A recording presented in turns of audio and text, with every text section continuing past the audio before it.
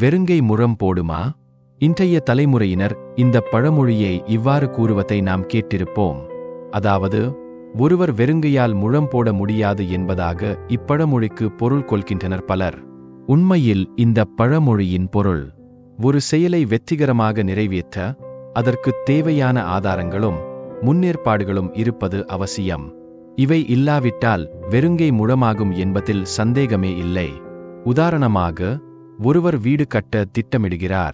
ஆனால் அவருக்கு பொருளாதார ரீதியாக சிக்கல்கள் இருக்கின்றன.